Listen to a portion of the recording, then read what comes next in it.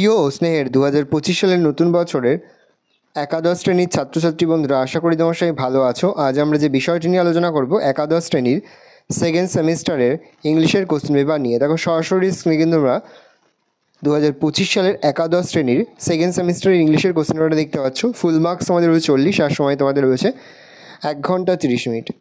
প্রথমে তোমাদের প্রোজ থেকে কোশ্চেন একে থেকে রয়েছে answer any two of the following question.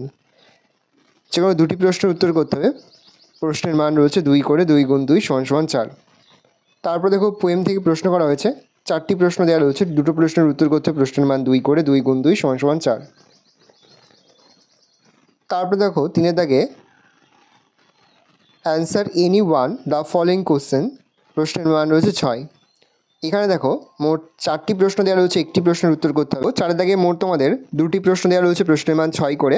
5 দাগে মোট তোমাদের 3টি প্রশ্ন দেওয়া রয়েছে, প্রশ্নের মান 5 করে। 6 দাগে তোমাদের গ্রামার থেকে প্রশ্ন করা হয়েছে, প্রশ্নের মান রয়েছে 1 করে, 1 × 5 = 5। 7 দাগে রয়েছে প্যারাগ্রাফ রাইটিং, প্রশ্নের মান রয়েছে 10।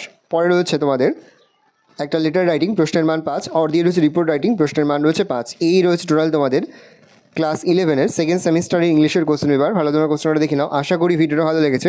ভিডিওটা ভালো লাগলে ভিডিও লাইক করে দেখতে ভুলবেন না। আমার চ্যানেল নতুন হওয়া লাল কালার সাবস্ক্রাইব প্রেস করে পাশে বেল আইকনটা প্রেস করে যখন নতুন কোনো ভিডিও আপলোড করি সবার ফার্স্ট নোটিফিকেশন তোমরা পেয়ে যাও। আর এই ভিডিওটি আমার বন্ধু বান্ধবী আত্মীয়স্বজন সবার মধ্যে কিন্তু অনেক শেয়ার করে যে বছর একাদশ শ্রেণীতে পড়ছে।